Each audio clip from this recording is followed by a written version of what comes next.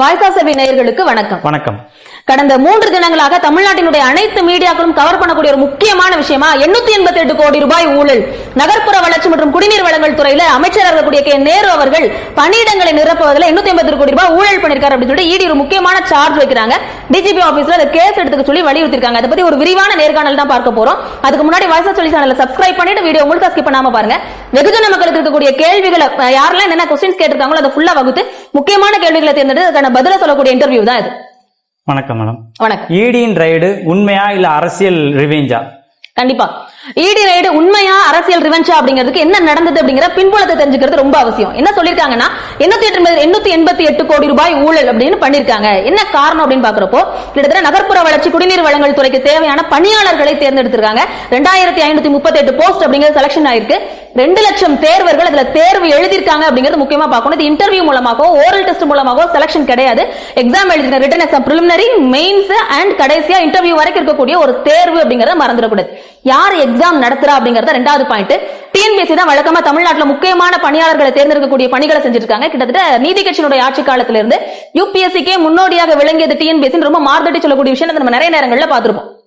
ஏன்னா ஆட்சியாளர்கள் அதிகாரங்கள் இருக்கக்கூடிய உறவினர்கள் வேண்டப்பட்டவர்கள் வந்து பணிக்கு வந்துடக்கூடாது, பார்ஷியாலிட்டி இருந்துடக்கூடாது, எல்லாருக்குமே இங்க வாய்ப்புகள் வந்து பரவலாக்கப்படணும் அப்படிங்கிறதுக்காக டிஎன்பிஎஸ்சி தான் பெரும்பாலான தேர்வுகளை தமிழ்நாட்டில் நடத்திட்டு இருக்காங்க. ஆனா இந்த குறிப்பிட்ட தேர்வை மட்டும் எதுக்காக அண்ணா யூனிவர்சிட்டிக்கு மாத்தி கொடுத்தாங்க அப்படிங்கிற ஒரு பெரிய கொஸ்டின் எழுது.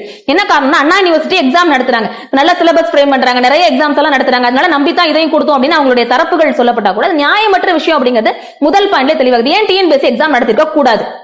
பல லட்சக்கணக்கான தேர்வுகளுக்கு எக்ஸாம் நடத்தி ஆன்லைன் டெஸ்டும் நிறைய நடத்துறாங்க, ஆஃப்லைன் டெஸ்டும் நிறைய நடத்துறாங்க. குரூப் 2 எக்ஸாம்லாம் ஆன்லைன்ல வந்துருச்சு. அப்படி இருக்கும்போது ரொம்ப பெர்ஃபெக்ட்டா செயல்படுதுன்னு சொல்லக்கூடிய டிஎன்பிஎஸ்சில இருந்து ஏன் எக்ஸாம் நடத்தப்படல? ஏன் அண்ணா யூனிவர்சிட்டியில இந்த எக்ஸாம் மட்டும் நடத்தப்பட்டது? Junior engineer, assistant engineer and sanitary inspector போன்ற தேர்வுகளுக்கு நடத்தப்பட்ட தேர்வுல 2838 பேர் செலக்ட் ஆயிருக்காங்க. 1 லட்சம் பேருக்கு மேல அப்பீல் ஆயிருக்காங்க. அப்ப மீதி இருக்கக்கூடிய மக்கள் எல்லாம் என்ன பண்ணுவாங்க? கிட்டத்தட்ட லட்சக்கணக்கான மக்கள் வேலையில இருந்து வெளியில போறாங்க, நமக்கு தகுதி இல்லையோ அப்படிங்கிற ஒரு சந்தேகத்தை எழுப்பிட்டு அவங்க வெளியில போறாங்க இல்லையா? அப்ப இதுதான் நடந்தது. ஒரு நபருக்கு 25 லட்சத்துல இருந்து 35 லட்சம் ரூபாய் வாங்கியிருக்காங்க. அப்படி கால்குலேட் பண்ணி பாக்குறப்போ ஆல் ஓவரா எதிர்க்கட்சிகள் அல்லது மற்ற எல்லா தரப்புன்னு சொல்லக்கூடிய கால்குலேஷன் பாக்குறப்போ 800 கோடி அப்படின்னு எடப்பாடி சொல்லியிருக்காரு. 880 அன்புமணி ராமதாஸ் அவர்கள் சொல்றாரு. 888 கோடி அக்யூரேட்டா அண்ணாமலை அவர்கள் சொல்றாரு. இப்படி எல்லாருமே விமர்சனம் வைக்கக்கூடிய ஒரு விஷயமா இது மாறி இருக்கு. இதுக்கு நிறைய சான்றுகளும் இருக்கு. அப்படி இருக்கும்போது இது அரசியல் ரிவெஞ்சுன்னு சொல்லிட முடியாது. என்ன காரணம் சொல்றேன், 2538 நார்மல் நம்பர் கிடையாது. ஒரு 50 பேர் 100 பேர் அப்படிங்கிற போஸ்டிங் வேணா இவங்க நிரப்பலாம் இல்லையா? அவங்க வந்து ஒரு ஊழல் அடிப்படையில இல்லாம நிரப்பியிருந்தா கூட ஒரு அலிகேஷன் குற்றச்சாட்டு அப்படிங்கறத வைக்கலாம். ஆனா இவ்வளவு வெகுஜன மக்களை உள்ளடக்கிய ஒரு எழுதப்பட்ட தேர்வு அப்படிங்கிறதுல ஓரல் எக்ஸாம் கிடையாது, ரிட்டன் எக்ஸாம் நடத்திருக்காங்க, இன்டர்வியூ நடத்திருக்காங்க, அது மாதிரி பிரிலிமினரி செகண்டரி எக்ஸாம்ஸ் நடத்திருக்காங்க. இவ்வளவு நடக்கும் பொழுது அங்க கண்டிப்பா என்ன இருக்கலாம்னா குற்றச்சாட்டு நடக்காமல் ஒரு குற்றம் இல்லாமல் இவ்வளவு பெரிய விஷயத்த நீங்களும் நாளா சொல்லிடலாம். ஆனா இடி சொல்லாது இல்லையா? ஆனா இடி வந்து இவ்வளவு பெரிய அலிகேஷன் குற்றச்சாட்டை வைக்கிறாங்க. உண்மையா பொய்யாங்கிறத கடைசியா தான் முடிவு பண்ண முடியும். மத்திய அரசு அழுத்தத்தினால இடி ரைடு தமிழ்நாடு மினிஸ்டர்ஸ் மேல எடுக்காங்கன்னு நீங்க நினைக்கிறீங்களா? மத்திய அரசு அழுத்தம் அப்படிங்கறதையும் தாண்டி மத்திய அரசினுடைய அழுத்தம் இருக்கிறதுக்கு வாய்ப்பு இல்லைன்னு நான் சொல்லுவேன். நிறைய நேரங்கள்ல இடி கையில் எடுக்கக்கூடிய கேசஸ் வந்து தோல்வியில முடியறத நம்ம பாக்குறோம். நிறைய ஃபெயிலியர் ஆயிருது. ஃபைனலா அவங்களுக்கு கண்டிப்பா ஜட்மெண்ட் வந்து அவங்களுக்கு அகைன்ஸ்டா தான் வருது அப்படின்னு நம்மளால சொல்லிட முடியாது. பொன்முடி அவர்கள் மீது இடி ரைடு வந்தாங்க. ஆனா சுப்ரீம் கோர்ட் என்ன ஜட்மெண்ட் கொடுத்தாங்கன்னா இல்ல பொன்முடி வந்து வீட்டுக்கு போட்டோம், இப்போதைக்கு வந்து நாங்க என்ன பண்றோம், ஹோல்டு பண்ணி வைக்கிறோம் அப்படிங்கிறாங்க. இப்படி எல்லாம் இருக்கும்பொழுது மத்திய அரசு நினைத்திருந்தா நீங்க சொல்ற மாதிரி நீதித்துறையில கை வைக்கிறாங்க மத்திய அரசு, இடிக்கு அழுத்தம் கொடுக்குறாங்க மத்திய அரசு எல்லாம் சொல்லும் பொழுது அமலாக்கத்துறையினுடைய பணி என்னன்னு முதல்ல அடிப்படை புரிதல் இருந்ததுன்னா இப்படி ஒரு கேள்வி வராது. அமலாக்கத்துறை வந்து இட்ஸ் நாட் அ ஜுடிஷியரி அமைப்பு இல்லையா, நீதி வழங்கக்கூடிய அமைப்பு கிடையாது, விசாரணை அமைப்பு இடி அப்படிங்கிறது. இதுதான் நாங்க விசாரிச்சிருக்கோம், இதெல்லாம் நாங்க ரைடு போயிருக்கோம், இதுக்கான பனிஷ்மெண்ட் இதெல்லாம் கொடுங்க அப்படின்னு சொல்லக்கூடிய வேலையை தான் இடி பாக்குறாங்க. இப்பவுமே மத்திய அரசினுடைய தாக்கம் இருக்கான்னு நீங்க ஒரு நல்ல கேள்விதான் கேட்டீங்க. இது சாதாரண கடந்து போயிட முடியாது. எல்லாருமே அலிகேஷன் சும்மா என்ன சொல்லிடுவாங்கன்னா பிஜேபியினுடைய பிரஷர்னாலதான் இடி வந்து ரைடு வராங்க அப்படின்னு சொல்றாங்க. கொஞ்சம் யோசிச்சு பாத்தீங்கன்னா தெரியும். இன்னைக்கு இடி வந்து சிபிஐ கிட்ட போய் கோரிக்கை வைக்கல, டைரக்டா எங்க போறாங்கன்னா தமிழ்நாடு டிஜிபி கிட்ட நேர போறாங்க. போயிட்டு என்ன பண்றாங்கன்னா இருக்கக்கூடிய prevention of laundering money act அப்படிங்கிறதுக்கு கீழே PMLA ஆக்ட்னு சொல்லுவாங்க 66(2) அப்படிங்கிற இது பிரிவுக்கு கீழே கேஸ் கொடுக்குறாங்க. இருக்கக்கூடிய டாக்குமெண்ட் எல்லாத்தையும் எடுத்துட்டு போறாங்க. எவ்வளவு டாக்குமெண்ட் நினைக்கிறீங்க? ஒருத்தர் 2 பேர்லாம் இல்ல, செலக்ட் ஆன கேண்டிடேட்ஸோட 150 மெம்பர்ஸோட லிஸ்ட் எடுத்துட்டு போறாங்க. இவ்வளவு கேண்டிடேட் வந்து பிரிலிமினரியிலே ஃபெயில் ஆனவங்க, ஆனா இவங்களுக்கு எப்படி வேலை போட்டு கொடுத்தாங்க அப்படிங்கிற லிஸ்ட எவிடன்ஸோட எடுத்துட்டு நேர டிஜிபி அலுவலகத்துக்கு இடி போறாங்க. தயவு செஞ்சு ஒரு எஃப்ஐஆர் மட்டும் ஃபைல் பண்ணுங்க. இந்த எஃப்ஐஆர் மட்டும் நீங்க ஃபைல் பண்ணிட்டீங்கன்னு வச்சுக்கோங்களேன், அடுத்து நாங்க விசாரணை நாங்க பார்த்துப்போம்னு கேட்கும் பொழுது ஏன் மறுக்கிறது? ஆளும் கட்சியா இருந்தாலும் சரி, அல்லது ஏன்னா காவல்துறை ஆபீஸா யாருக்கு கீழே வரும்? முதலமைச்சருக்கு கீழே வருது. அப்ப என்னன்னா கேஸ் எடுத்துக்கிறதுல உங்களுக்கு என்ன பிரச்சனை? அவங்க கேட்கறது ஒரே ஒரு எஃப்ஐஆர் தானே. அப்ப என்ன சொல்றாங்கன்னா கம்ப்ளைண்ட் யாரும் மேக் பண்ணாம நாங்க எஃப்ஐஆர் போட மாட்டோம் அப்படின்னு சொல்லிட்டு அரசினுடைய தரப்பு வாதம் வைக்கிறாங்க. நாங்க தவறே செய்யல அப்படின்னு நேருவினுடைய தரப்பு வாதம் வைக்கிறாங்க. எப்படி கம்ப்ளைண்ட் கொடுப்பான்? கொஞ்சம் யோசிச்சு பாருங்க. வெகுஜன புத்தியோட யோசிச்சு பாத்தீங்கன்னா நமக்கு தெரியும். கொஞ்சம் பரந்த மனப்பான்மையோட யோசிச்சு பாத்தீங்கன்னா பெனிஃபிஷரி 2738 பேர் பயனடைந்தவர்கள், அவன் எவனும் கேஸ் கொடுக்க வரமாட்டான். மீதி இருக்கிற யாருக்கும் நம்ம நல்லா தானே பண்ணினோம், ஒருவேளை சரியா பண்ணலையோ, ஒரு 0.5ல போயிடுச்சோ 2 மார்க்ல போயிடுச்சோ அப்படிங்கிற நினைப்புல மாணவர்கள் என்ன பண்ண மாட்டாங்க, கேஸ் கொடுக்கறதுக்கு முன் வர மாட்டாங்க. இதை சாதகமாக பயன்படுத்திக்கிறாரா KN நேரு அப்படிங்கிற ஒரு முக்கியமான கேள்விக்குரிய எக்ஸாம் வந்து இந்த பரீட்சை வந்து முன்னாடி நடந்தது நீங்க சொன்னீங்க.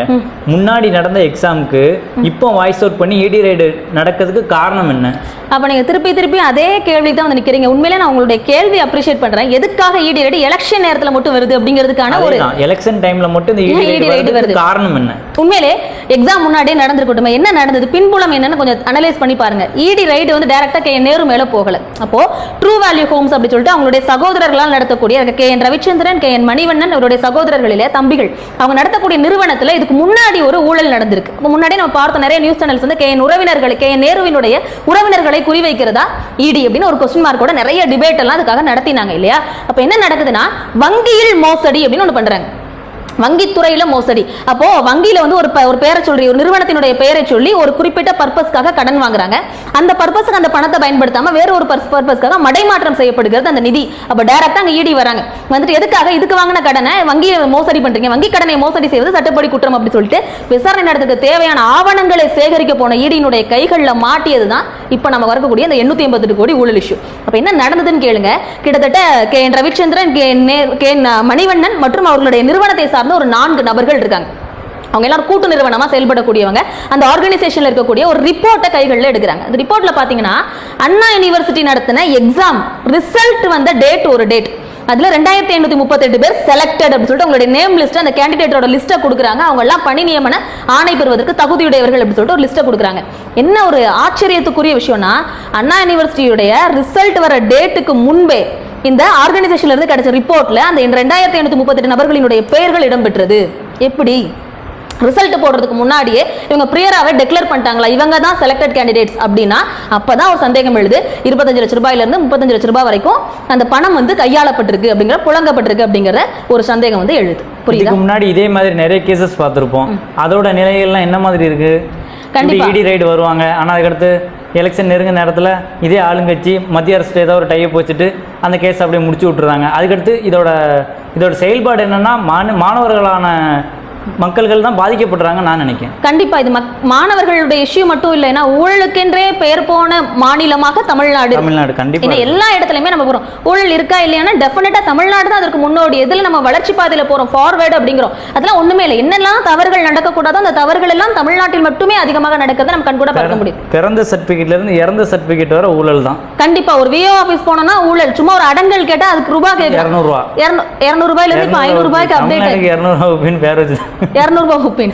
எலெக்ஷன் கூட்டம் போனா 200 ரூபாய், ஒரு பிறந்த சர்டிபிகேட் வாங்கினா 200 ரூபாய், ஒரு இறந்த சர்டிபிகேட் வாங்கினா 200 ரூபாய். அப்படி ஊழலோடு பின்னி பிணைக்கப்பட்ட மாநிலமாக தமிழ்நாடு மாறி இருக்கும் பட்சத்துல எல்லா இடங்களிலுமே ஊழல். நேரு மட்டும் இதுக்கு அலிகேஷன் சொல்லிட முடியுமா? நிறைய எல்லா அமைச்சர்கள் பேர்ல ஏதாவது ஒரு ஊழல் குற்றச்சாட்டு இருந்துட்டே இருந்திருக்கு. அப்போ இப்ப நீங்க கேட்ட கேள்வி என்ன? நேரு அவர்கள் மட்டும்தான் ED ரைடு வரதுக்கு காரணம் என்ன? மீதி அமைச்சர்கள் மேல எல்லாம் தவறு இல்லையா அப்படின்னா எல்லாம் இருக்கு, அவங்க மேல எல்லாம் ED ரைடு வருவாங்க, இன்னும் வருவாங்கன்னு நினைக்கிறீங்களா? கண்டிப்பா ED ரைடு இதுக்கு அப்புறம் வர்றாங்களா, இதுக்கு முன்னாடி வந்தாங்களா? கேட்ட கேள்வி என்னன்னா ED ரைடினுடைய நிலை இப்போ எப்படி இருக்குங்கிறதா கேட்டீங்க, சரிதானே? அப்போ ED ரைடு அப்படிங்கிறது வர்ற இடங்கள் எல்லாம் அதனுடைய ஜட்மெண்ட்டை நம்ம பார்க்க வேண்டியதா இருக்கு. ED ரைடு வந்துட்டாலே அது வந்து முழுக்க முழுக்க அவங்களை அடிமைப்படுத்தக்கூடிய விஷயம் தான். பாஜகவுக்கு அல்லது ஆளும் வர்க்கத்திற்கு தமிழ்நாடு இருக்கக்கூடிய மாநில அரசுகள் மத்திய அரசுக்கு வந்து அடிபணியணும் அப்படிங்கிறதுக்காகவே ED வந்து ஏவப்படுது. இப்படிலாம் நிறைய டிபேட் வந்து போயிட்டே இருக்கு. நம்மளுடைய அறிவு கெட்டப்பட்ட பட்சத்துல ED ரைடு வந்து எல்லாமே அவங்களுக்கு பனிஷ்மெண்ட், தண்டனை அப்படிங்கிறது மாற்றப்படவில்லை அப்படிங்கிறது நம்ம நல்லா புரிஞ்சுக்கணும். இப்போ எக்ஸாம்பிள் சொல்றேன், பொன்முடி மேல ED ரைடு வந்தாங்க, சுப்ரீம் கோர்ட் கிட்ட போறாங்க. சுப்ரீம் கோர்ட் என்ன பண்ணா ஹோல்டு பண்ணி வச்சிருக்கு, விசாரணையை நிறுத்தி வையுங்கள் அப்படின்னு சொல்லிட்டு. இப்போ பொன்முடி ஒன்றும் ஜெயிலுக்குள்ளே வெளியில தான் சுதந்திரமா நடமாடுறாரு. அப்போ ED-னுடைய முடிவுகள் எப்படி இருக்கு அப்படிங்கிறது கண்டிப்பா அது மத்திய அரசுக்கு சாதகமா இருக்கு நம்மளால முழுசா சொல்ல முடியாது. இப்போ அவங்க ஊழல் பண்ணாம அவங்க மேல கேஸ் வராதுல்ல?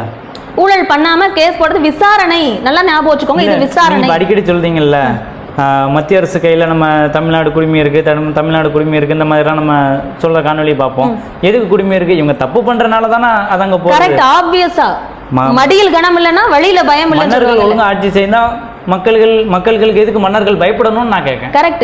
தைரியமா வந்து ஓட்டு கேட்கலாம், தைரியமா பேசலாம். நாளைக்கு இவ்வளவு பெரிய அலிகேஷன் நேருவின் மீது எழுந்த பிறகு அவர் மக்களை சந்தித்து வாக்கு கேட்டு அவர் வர முடியுமா? யோசிச்சு பார்க்கணும். கண்டிப்பா வருவாங்க. மக்கள் ஓட்டு போட தான் செய்வாங்க. 200 ரூபாய் பிரியாணி எல்லாமே கொடுக்க தான் செய்வாங்க. மக்கள் அதை மறந்துடுவாங்க. கண்டிப்பா.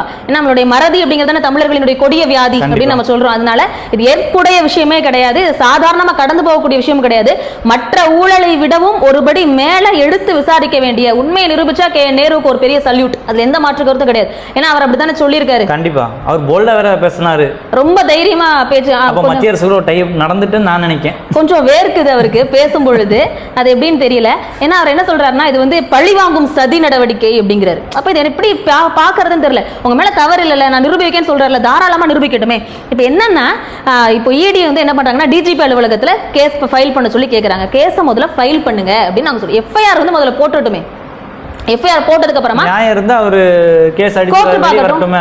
இப்ப வேற ஒண்ணும் நல்லா கவனிச்சு பார்க்க வேண்டிய விஷயம், இடி வந்து எஸ்ஐடி கிட்ட தான் முதல்ல கேக்குறாங்க. தமிழ்நாடு போலீஸ் கிட்ட தான் விசாரணை கேக்குறாங்க. எஃப்ஐஆர் தான் போட சொல்றாங்க.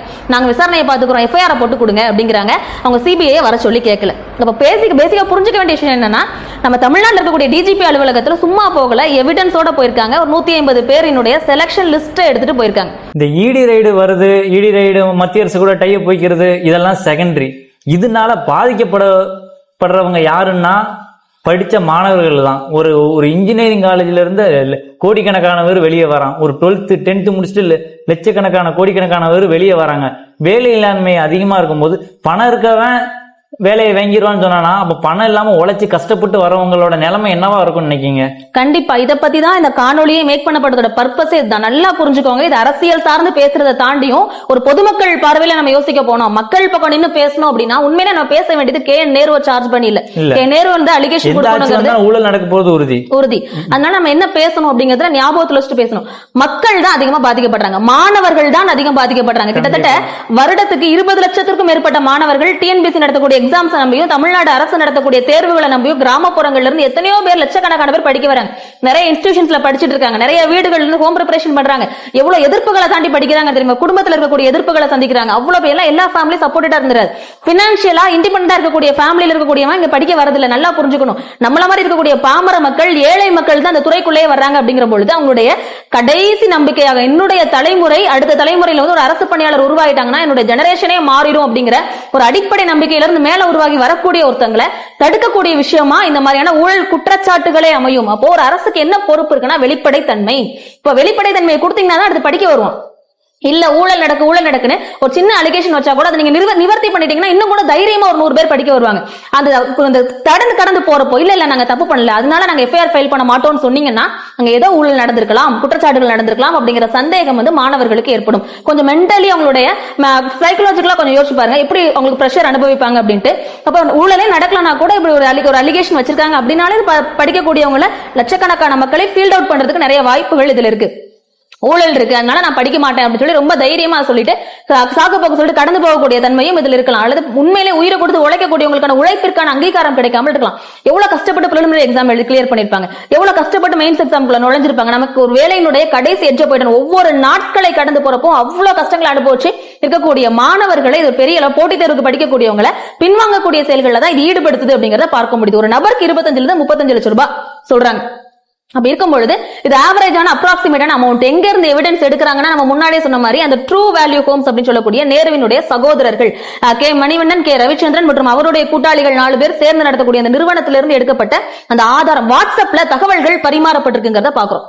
அந்த சர்டிபிகேட்லாம் அவங்க சர்டிபிகேட் போயிருக்கு, அவங்களுடைய பயோடேட்டா போயிருக்கு. ஏன் போச்சு? Selected candidates. அப்ப காரணமே இல்லாதவங்களோட சர்டிபிகேட் எப்படி உங்களோட வாட்ஸ்அப்ல ஏன் போணும்? அப்ப சந்தேகம் எழுதா இல்லையா? அப்ப தேர்வுக்கு அவங்க அப்பியர் ஆயிருக்காங்க. செலக்டட் கேண்டிடேட்ஸ், அதுதான் மெயின். சும்மா இருக்கிற எவனோ 4 பேர் கேண்டிடேட் கொடுத்தா ரெஸ்யூம் கொடுத்தா அது இல்ல. அப்ப என்னன்னா, சரி என்னுடைய சகோதரர் வந்து நகர்ப்புறத்துறையில வளர்ச்சித்துறை அமைச்சரா இருக்காரு, சம்பந்தமே இல்லாதவங்களோட சர்டிபிகேட் இவங்களோட வாட்ஸ்அப்ல ஏன் போகணும்? அப்ப என்னன்னா, இதையும் தாண்டி முக்கியமான ஒரு விஷயம் நம்ம சென்சேஷனலா கவனிக்க வேண்டியதுதான், எதுக்கு இன்னும் அரெஸ்ட் பண்ணலாம் அவங்கள? ஆதாரங்கள் இருக்கும் பொழுது என்னன்னா ரூல் அதுதான். இடி வந்து யாருனாலும் ஈஸியா போய் கைது பண்ணிட முடியாது, விசாரணையை மேற்கொள்ள முடியாது. நம்மளுடைய தமிழ்நாட்டினுடைய காவல்துறை வழக்கு பதிவு பண்ணினா மட்டும்தான் அவங்களுடைய விசாரணையை தொடங்க முடியும் அப்படின்னு ப்ரொசீஜர் இருக்கக்கூடிய பட்சத்துல இடிக்குமே ஒரு பின்னடைவு. அப்ப விசாரணை தொடங்கணும். இடிக்கு நிறைய பிரஷர். நம்ம நினைக்கிற மாதிரி இடி வந்து சர்வாதிகார அமைப்பு கிடையாது. சுப்ரீம் கோர்ட் அவங்களை ரொம்ப சப்ரஸ் பண்றாங்க. நிறைய நேரங்கள்ல போது அரவிந்த் கெஜ்ரிவால் வந்து அரெஸ்ட் பண்ணி ஜெயில இருந்தாரு. அப்ப அவர் வந்து ஊழல் குற்றச்சாட்டுக்காக, மதுபான ஊழல் அப்படிங்கறதுக்காக உள்ள வச்சிருந்தாங்க. அப்ப எலெக்ஷன் டைம்ல பிரச்சாரம் பண்றதுக்கு அவரை வெளியில விடுங்கன்னு சுப்ரீம் கோர்ட் ஜட்மெண்ட் கொடுக்குறாங்க. அப்ப இது வந்து ஆளுங்கட்சியுடைய சதி நம்ம சொல்லிட முடியுமா இதை? நம்ம நிறைய நேரங்கள்ல ஈடிக்கு பிரஷர் இருக்கு, அவங்க ஸ்டே வாங்குறதுக்கு அவ்வளவு கஷ்டப்படுறாங்க. அப்படி இருக்கும் பொழுது ஈடியை வந்து குறை சொல்ல முடியாது. விசாரணை நடத்தட்டும், முடிவு என்ன அப்படிங்கறத மக்கள் முடிவு பண்ணட்டும். நமக்கான கண்டிப்பா பாதிக்கப்படக்கூடிய மக்களுக்கு ஆதரவான குரல்கள் எழுப்பப்படணும். ஒரு அதிகபட்சம் ஒரு அடிப்படை நம்பிக்கை வந்து திமுக மேலேயோ அல்லது ஆளும் வர்க்கத்தின் மேலேயோ அது எந்த அமைச்சர்கள் வந்தாலும் ஏற்படணும். அப்படின்னா இந்த குற்றச்சாட்டுகளை உடைத்து வெளிவர வேண்டிய முக்கியமான பொறுப்பு கே நேரு அவர்களுக்கு இருக்கு அப்படிங்கறது ஊர்ஜிதமா நம்மளால சொல்ல முடியும். முக்கியமான ஒரு இது, பட்டதாரி மாணவர்கள் மாணவிகள் எவ்வளோ படிச்சுட்டு வெளியே வராங்க. வரவங்க எல்லாத்துக்கும் ஒரு 2000 வேகன்சிக்கு 2 லட்சம் பேர் அப்ளை பண்றாங்க ஒரு வேகன்சிக்கு. அந்த 2000 வேகன்சிக்குமே ரிசர்வேஷன் ஒன்று இருக்கு. அடுத்து வந்து பணியில இருக்கும்போது இறந்துட்டாங்க, அடுத்து வாரிசு வேலை, இந்த லஞ்சம், இந்த மாதிரி வந்துட்டுனா படிச்சவங்களோட நிலைமை என்னவா இருக்கும்? அந்த 2000ல 1000 1500 அதுலயே போயிட்டுனா மீதி 500 பேருக்கு 2 லட்சம் பேர் கஷ்டப்படணுமா? இதை பத்தி நம்ம இன்னொரு டிஸ்கஷன் கண்டிப்பா பண்ணணும். ஏன்னா இன்னொரு நாள் தனியா ரிசர்வேஷன் பத்தின டிஸ்கஷன் போட்டு இப்ப நடந்த விஷயத்தை பாத்தீங்கன்னா ரிசர்வேஷன் படியே போடப்படுங்க. ஏன்னா ஊழல் தான் பண்றியே, அது ரிசர்வேஷன் பண்ணியாவது பண்ணி தொலையேன் அப்படின்னு சொன்னா அதையும் கேட்கறது இல்ல. இந்த 2838 போஸ்டிங் ரிசர்வேஷன் 69% இடஒதுக்கீடு படியும் அது நிரப்பப்படவில்லை அப்படிங்கிறது அதோட பெரிய அலிகேஷன். அப்ப யோசிச்சு பார்க்கணும். 35 லட்சம் ரூபாய் கொடுத்து ஒருத்தன் வேலைக்கு வரான்னு வச்சுக்கோங்க. அவன் வெளியில வந்து மக்களுக்கு சர்வீஸ் பண்றானா, முதல்ல அவனுடைய அடிப்படை தகுதி என்ன? இன்ஜினியரிங் கிராஜுவேட்ஸ் எல்லாருமே நாட் இன்ஜினியர்ஸ். அது வந்து ஒரு கிராஜுவேஷனுக்கு மட்டுமே படிச்சு வெளியில வரவங்க நிறைய பேருக்கு. அதனால தானே இந்த குவாலிஃபைங் ஃபில்டர் எக்ஸாமினேஷன்ஸ் எல்லாம் வைக்கிறாங்க. அப்ப இதை தாண்டி வெளியேறக்கூடிய மாணவர்கள் அவங்களுடைய தகுதியை வளர்த்து கொண்டால் மட்டும்தான் மக்கள் பணியாற்ற முடியும். தகுதியே இல்லாதவனுக்கு கையில வேலை கொடுப்பேன், ஃபர்ஸ்ட் குற்றம். ரெண்டாவது, அவன் சரியா வேலை பண்ணுவானா? கொடுத்த 25 லட்சத்தையோ 30 லட்சத்தையோ அவன் நகையை அடகு வச்சு கொடுத்திருப்பான், அவனுடைய வீட்டுல இருக்கக்கூடிய சொத்து பத்துக்களை அடகு வச்சு கொடுத்திருப்பான், வித்திருப்பான். அப்ப அது ஃபுல்லா எங்க இருந்து எடுப்பான்? சுரண்டுவாங்க, மக்களை சுரண்டுவாங்க. அப்போ இத அனுபவிச்சுட்டு போறவன் ஒருத்தன், அது வந்து மக்கள் திரும்ப திரும்ப எத்தனை படிநிலைகள்ல பாதிக்கப்படுவாங்க. சரியான அட்மினிஸ்ட்ரேஷன் இருக்காது. அட்மினிஸ்ட்ரேஷன் மெக்கானிசம் இங்க ஃபெயிலியர் ஆகும். ஒண்ணு. ரெண்டாவது, அங்க இருக்கக்கூடிய ஆளும் அதிகாரிகள் சரியா மக்களுக்கு என்ன பண்ண மாட்டாங்க, சேவை பண்ண மாட்டாங்க. அவனுக்கு முழுக்க முழுக்க மணி மைண்டடா, கரப்ஷன் மைண்டடா மட்டும் தான் இருப்பான். இது வந்து ஒரு கரப்ஷன் செயினா இது மாறும். இது வந்து ஊழல் சங்கிலியாக மாறும். ஒரு நாள் செஞ்சுட்டு அந்த 880 கோடி ரூபாயோடு முடியக்கூடிய விஷயமும் இது அல்ல. பல 1000 கோடிகளை எக்கனாமிக்கல் ரீதியாகவும் பல லட்சக்கணக்கான மக்களை சமூக ரீதியாகவும் பொருளாதார ரீதியாகவும் நலிவடையக்கூடிய செய்யக்கூடிய வேலையை தான் இந்த ஊழல் அப்படிங்கிற விஷயம் பண்ணுது. இப்போ இன்னொரு என் தரப்புல இருந்து ஒரு வாதம். என்ன வாதம்னா, இப்போ ஆளுங்கட்சி மேல மட்டும் இடி ரைடு வருது. ஏன் இதுக்கு முன்ன எதிர்கட்சியா இருந்த அவங்க ஆண்டுட்டு இருந்தாங்க, அவங்க மேல ஊழல் இல்லை, அவங்க மேலேயும் ஊழல் இருக்கு. அவங்க மேல எல்லாம் ஏன் இடி ரைடு இப்ப எடுக்க மாட்டாங்க, கேஸ் எடுக்க மாட்டாங்க? எப்போ ஆளுங்கட்சினாலும் பிடி கொடுக்காம இருக்கனாலும் இவங்களை மட்டும் டார்கெட் பண்ணதுக்கு காரணம் என்ன? நல்லா ஞாபகம் வச்சுக்கோங்க. இப்ப எதிர்கட்சியை சார்ந்தவர்கள் மீதும் வழக்குகள் இருக்கு. வழக்குகள் முழுமையடை பெறவில்லை, வழக்குகள் முடியவில்லை. விஜயபாஸ்கரன் அவர்கள் மீது கேஸ் இருக்கு. நிறைய எல்லா அமைச்சர்கள் மீதுமே ஏதாவது கண்டிப்பா ஒரு வழக்குல இருக்கதான் செய்யறாங்க. வழக்குகள் நடந்துட்டு இருக்கு, விசாரணைகள் போயிட்டே இருக்கு. அப்ப நீ என்ன பிரஷர் பண்றீங்கன்னா, ஏன் நீ எதிர்கட்சியை கேட்கல, அதனால நீ ஆளும் கட்சியை கேட்காது அப்படின்னு தவறு செய்தவர்களை தப்பிக்கிறதுக்கு நம்மளே ஒரு ஆப்ஷன் ஏற்படுத்தி கொடுத்துருவோமோ அப்படின்னு ஒண்ணு வருது. இன்னொன்னு, ஜெயலலிதா அவர்கள் மீது கிட்டத்தட்ட 13 வழக்குகள் போடப்பட்டது. அப்ப திமுக ஆட்சியில இருந்தது. அப்ப அதற்காக அது பழிவாங்கக்கூடிய அரசியல் திமுக சொன்னீங்கன்னா எப்ப பண்ணாலும் திமுக பண்ணது தப்பு தானே? தப்பு தான். ஊழல் யார் பண்ணா? அதனால வழக்குகள் அப்படிங்கிறது எல்லாருமே தான் இருக்கு. அது விசாரணைக்கு வரட்டும், முடிவுகள் எடுக்கட்டும். நிறைய நேரங்கள்ல நம்ம பார்த்திருப்போம், நிறைய முக்கியமான அமைச்சர்கள் வந்து பதவி விலகி போவாங்க. இவ்வளவு பெரிய அலிகேஷன் இருக்கும் பொழுது பதவியை விலக்கி விட்டு, பதவியை ராஜினாமா செய்து விட்டு, தன்னுடைய ஊழல் குற்றச்சாட்டில் இல்ல நான் வந்து ஊழல்வாதி அல்ல அப்படின்னு நிரூபித்ததற்கு பிறகாக மீண்டும் பதவியில் வந்து அமர்ந்த தலைவர்கள் நிறைய பேர் இருக்காங்க. அதுக்கெல்லாம் முன்மாதிரியா நிறைய பேருக்கு பேரெல்லாம் சொல்ல விரும்பல, நிறைய பேர் அப்படி இருக்காங்கல்ல. அப்ப அதற்கு தமிழ்நாட்டையும் ஒரு முன்னோடியா இருக்கக்கூடாது. KN நேரு அவர்கள் மீது இருக்கக்கூடிய தவறு இல்ல அப்படின்னு சொல்லிட்டு ப்ரூவ் பண்ண வேண்டிய கடமையில கட்டாயத்துல இருக்காரு அப்படிங்கறத பார்க்கணும். இப்ப நீங்க நிறைய மக்களை சந்திச்சிருக்கீங்க, பெரிய பெரிய தலைவர்கள், அரசியல்வாதிகளோட ஒரு கான்டாக்ட்ல இருக்கீங்க. இப்போ உங்க தரப்புல இருந்து கேட்க, இப்போ நேரு மேல மக்களுக்கு நம்பிக்கை இருக்கா? இது கண்டிப்பா மக்களுக்கு நம்பிக்கை ஏற்படுத்த வேண்டிய கட்டாயமான பொருள். மீண்டும் மீண்டும் அதை தான் சொல்றேன், நேரு இருக்கிறார் அப்படிங்கிற நேரு வந்து நிரூபிக்கணும். எதுக்காக FIR-க்கே பயப்படுறீங்க? ஒரு சாதாரண FIR தான், லெஃப்ட் ஹேண்ட் டீல் பண்ணிட்டு போக வேண்டியதானே. அவ்வளவு சிரிச்ச முகமா பேசினா கூட முகத்திலேயே வேர்த்து வழியுது. கரெக்டா இல்லையா? அப்ப பேசுற எதிர்கட்சிகளை பழி வாங்குறதுக்கு சதி பண்ணது இப்படி எல்லாரும் தான் சொல்லலாம், தப்பு கட்டு கட்டலாம். ஆனா சரியான விஷயம் கிடையாதுல்ல, இது சரியான அணுகுமுறையும் கிடையாது. உங்களுக்கு பயம் இல்லைன்னா நீங்க தைரியமா பேசுங்க. ஆமா FIR போட்டுக்கோ, ஒன்னும் பிரச்சனை இல்லைன்னு சொல்லுங்களேன். ஆனா சொல்லியிருக்காரு விசாரணை நாங்கள் எதிர்கொள்வோம் அப்படிங்கிறாரு. அது எந்த அளவுக்குன்னு, ஏன்னா FIR போட்டா தானே எதிர்கொள்ள போறாரு. காவல்துறை அவர்களினுடைய கட்டுப்பாட்டுல தானே இருக்கு. இதெல்லாம் பார்க்கும்போது மாணவர்களோட நிலைமை நினைச்சா ரொம்ப கவலையா இருக்கு. உண்மையிலே பரிதாபத்தினுடைய உச்சமாக இதுல இருக்கிறது மாணவர்கள் தான். போட்டித் தேர்வை நம்பி படிக்கக்கூடிய மாணவர்களினுடைய நிலை அப்படிங்கிறது ரொம்ப மோசமா போயிட்டு 5 வருஷம் 4 வருஷம் காலேஜ் லைஃப் டைம் 10 வருஷம் படிக்கிறான். திருமணத்தை தள்ளி வைக்கிறார்கள். அவங்களுடைய நிறைய அவங்களுடைய சுக இன்ப துக்கங்கள்லாம் எல்லாத்தையும் தள்ளி வச்சுட்டு அவங்களுடைய உழைப்பை முழுக்க இதுல அதெல்லாம் உடல் உழைப்பை கொடுத்துடலாம். யோசிச்சு பாருங்க, மன உழைப்பை முழுக்க ஒரு விஷயத்துல இன்வால்வ் பண்ணும்போது எவ்வளவு போக்கஸ்டா இருக்கணும், எவ்வளவு டெடிகேஷனோட இருக்கணும், அது எல்லாமே உழைப்பு சுரண்டப்படுகிறது அப்படிங்கறதா விஷயமே. இந்த மாதிரி ஒரு கஷ்டத்தினாலதான் அவன் மது அருந்துறது, இந்த மாதிரி தவறான செயல்களை நோக்கி தவறான சமூக சீர்கேடுகள் நடப்பதற்கும் இது வழிவகுக்கும். முக்கிய காரணங்களே இந்த அரசியல் தலைவர்கள் தான். படிச்சவன் ஃபுல்லா குற்றவாளியா இருக்கான். யாரு பொறுப்பு? அதுக்கு சரியா வேலை கொடுக்காத அரசாங்கமும், சரியான கல்வியை கொடுக்காத கல்வித்துறையும், சரியாக அவங்களுடைய நாலேஜ் எப்படி ஹியூமன் ரிசோர்ஸ் தான் உலகத்திலே சிறந்த வளம்ங்கிறாங்க, அதை எப்படி யூட்டிலைஸ் பண்ணிக்கணும்னு தெரியாமல் இருக்கக்கூடிய நம்மளுடைய அரசு இயந்திரம் தான் முழு பொறுப்பேற்றுக் கொள்ள வேண்டும் அப்படிங்கிறது எந்த சந்தேகம் கிடையாது. குற்றங்கள் நடக்கும், ஊழல் நடக்கும், திருட்டு தொழில் நடக்கும், எல்லா விஷயங்களும் பெண்களுக்கு எதிரான வன்முறைகள் அதிகரிக்கும். மது, நீங்க சொன்ன மாதிரி மது பழக்கங்கள், ட்ரக் அடிக்ஷன் வரும். எல்லாத்துக்கும் காரணம் வேலையின்மை அப்படிங்கிற ஒரு முக்கியமான விஷயம் தானே. இப்போ வேலையை கொடுக்க வேண்டிய பொறுப்பு யாருக்கு இருக்கு? அரசாங்கத்துக்கு தானே இருக்கு. அப்ப அதுல இருந்து அவங்க நழுவி போறது சரியான விஷயமா அப்படி நாங்க ஃபுல்லா ஃப்ரேம் பண்ணிக்கிறாங்க. ஏன்னா முதல்ல இந்த அரசாங்கம் வரும்பொழுது ரொம்ப முக்கியமான விஷயத்தை நான் நோட் பண்ணோம். போன ஆட்சியில நீங்க கேட்டீங்க, போன ஆட்சியில எல்லாம் ஊழலே இல்லையா, ஏன் எதிர்கட்சியை நீங்க ஒண்ணுமே சொல்ல மாட்டேங்கிறீங்க அப்படின்ட்டு. வேற ஒண்ணும் இல்ல, ராஜேந்திர பாலாஜி அவர்களினுடைய பால்வளத்துறை அமைச்சராக இருக்கும் பொழுது ஆவின்ல இருக்கக்கூடிய பணியாளர்கள் பணி நிரப்புதல்ல ஊழல் நடந்தது அப்படின்னு சொல்லிட்டு அப்பவே டிஎம்கே அதை என்ன பண்ணாங்கன்னா எதிர்த்து பேசியிருந்தாங்க. அப்ப அடுத்த முறை நாங்கள் ஆட்சிக்கு வரும் பொழுது அங்க பணியாளர்கள் எல்லாத்தையும் பணி நீக்கம் செய்துவிட்டு புதிதாக நாங்கள் ஆள் சேர்ப்போம் அப்படின்னு வந்த உடனே செஞ்சாங்க. டிஎம்கே செய்தது. அப்போ அந்த ஆவின் துறையை சார்ந்த முன்னாடி தேர்ந்தெடுக்கப்பட்ட பணியாளர்கள் எல்லாத்தையும் பதவி நீக்கம் பண்ணிட்டு புதுசா அதை ரீஃபில் பண்ணாங்க. அதே மாதிரி இதுக்கு நடக்கும் நினைக்கீங்களா? கண்டிப்பா. ஒருவேளை இது குற்றம் நிரூபிக்கப்பட்டால் அல்லது நடக்க வேண்டிய விஷயம் தானே. 2538 பேருங்கிறது சாதாரண நம்பர் இல்ல, 2ஓ 3ஓ கிடையாது. அதுல கடந்து போறக்கூடிய விஷயம் இது இல்ல. நம்பகத்தன்மை மக்களுக்கு அரசாங்கத்தின் மீது வேண்டும் அப்படின்னா நீங்க சொன்ன மாதிரி கண்டிப்பா இது அடுத்த ஆட்சியில நடக்க போதா, இல்ல மக்களின் நம்பகத்தன்மையை தக்க வைத்துக் கொள்வதற்காக ஆளும் கட்சி இந்த ஆட்சியில இதை செய்ய போறாங்களா அப்படிங்கறத நம்ம பொறுத்திருந்து தான் பார்க்கணும். இப்ப இந்த மாதிரி இது ஒரு நியூஸ் இல்ல, இந்த ஆட்சியிலேயே இப்போ சமயத்துல ஒரு எஸ்ஏ எக்ஸாம் நடந்தது. ஆமா, அந்த எஸ்ஏ எக்ஸாம்ல இதே தான் சொல்றாங்க. அதுல ரிசர்வேஷன், அதுல முறைகேடுன்னு அலிகேஷன் வரல, அதுல ரிசர்வேஷன் பிரச்சனை அப்படிங்க, இடஒதுக்கீடு சார்ந்த பிரச்சனை. ஆன்சர் வரல. அதுக்குள்ள அடுத்த எஸ்ஏ எக்ஸாம்ஸ் நடந்துருக்கு, ஜட்ஜ்மென்ட் இன்னும் சொல்றாங்க. ஆமா ஆமா, அவங்களோட மாணவர்களை மிக மிக நான் சொல்றது அதான் ஒரு காரணம். ரொம்ப கவலைக்கிடமா இருக்கு. அங்கேயும் எக்ஸாம் எழுதிட்டு வேலை கிடைக்காதுன்னு ஒரு கஷ்டப்பட்ட விவசாய குடும்பத்துல இருந்தாங்க. மகன் கவர்மெண்ட் போலீஸ் ஆயிருவான், எஸ்ஏ ஆயிருவான், இந்த மாதிரி ஏங்கிக்கிட்டு இருக்காங்க. ஆனா இந்த மாதிரி அரசியல் பின்பம் பிடிச்சு ஊழல் நடந்துகிட்டு இருக்க இதுல மக்களாக சிந்திச்சு செயல்பட்டா கொஞ்சம் நல்லா இருக்கும்னு நான் நினைக்கிறேன். கண்டிப்பா. ஆனா இப்படி நம்ம சொல்றோம், இதே இப்ப KN நேருவானாலும் அவங்க ஊழல் சொல்லல, ஆனா இதே KN நேருவானாலும் சரி, பொன்முடி இருந்தாலும் சரி, இதே 2026 எலெக்ஷன்ல வருது, அவங்க திருப்பி வெற்றி பெறுவாங்க நான் சொல்றேன். கரெக்ட் ஸ்ட்ராட்டஜி அந்த மாதிரி இருக்கு. என்ன செஞ்சிருக்காங்கன்னா இந்த ஊழலுமே ஒரு 10 ரூபாய் நோட்டு தான் இதோட கோடு வேர்டா இருந்திருக்கு. சரியா, நம்ம நிறைய நேரங்கள்ல நிறைய மூவிஸ்ல எல்லாம் நம்ம பாத்துருப்போம். 10 ரூபாய் அது 20 ரூபாய். 10 ரூபாய்ங்கிறது டிஎம்கே கவர்மெண்டோட ஒரு சிம்பாலிசமா மாறி இருக்கு இல்லையா. 10 ரூபாய் பாலாஜிங்கிறாங்க. 10 ரூபாய்ங்கிறது ரொம்ப பிரபலம். செந்தில் பாலாஜிங்கிறது ஆமா, 10 ரூபாய் அப்படிங்கறத வச்சு ஒரு பெரிய அரசியல் நடக்கத பார்க்க முடியுது. இந்த இதுல என்ன செஞ்ச ஒரு சீரியல் நம்பர் இருக்குங்க. அந்த சீரியல் மக்களுக்கு வெகுஜன மக்களுக்கு புரியுற மாதிரி சொல்லணும். ஒரு சீரியல் நம்பர் இருக்கு. அந்த நம்பரை அந்த நம்பரை என்ன பண்ணிருக்காங்கன்னா கோட் வேர்டா யூஸ் பண்ணிருக்காங்க. அப்ப அந்த நம்பருக்கு கூடிய நோட்டை கொண்டு வந்து கொடுக்கணும். அப்பதான் நாங்க ஃபர்ஸ்ட் டிரான்சாக்ஷனே அதுதான். அந்த 10 ரூபீஸ் யோசிச்சு பாருங்க, 35 லட்சம் இருக்கு, வெறும் 10 ரூபாய் இருக்குன்னு. அமெரிக்காரன் இதெல்லாம் கண்டுபிடிக்க நம்மளால எதை கண்டுபிடிச்சிட்டு இருக்கான்னு பாருங்க. இது உண்மை இன்டர்நேஷனல் டெக்னாலஜி தான் இதுவுமே. அப்ப அதை பயன்படுத்தி தான் அந்த ட்ரூ வேல்யூ ஹோம்ஸ் அப்படிங்கிற நேருவினுடைய உறவினர்கள் நடத்தக்கூடிய அந்த குழுமம் தவறு செய்திருக்கார்கள். முதல்ல டிரான்சாக்ஷன் இப்படிதான் நடந்திருக்கு. அதுக்கப்புறமா தான் படிப்படியா அந்த 150 பேரினுடைய டிரான்சாக்ஷன் இப்படிதான் நடந்திருக்கு. இப்ப எக்ஸாம்பிளுக்கு அந்த 150 2838 முழு லிஸ்ட் எடுத்தாங்கன்னா தமிழ்நாடே ஸ்தம்பிச்சு போகும், தமிழ்நாடே தலைகீழ மாறும். உண்மையிலே இது நிரூபிக்கப்பட்டால் டிஎம்கேக்கு ஒரு மிகப்பெரிய சரிவு அப்படிங்கறதுல சந்தேகம் கிடையாது.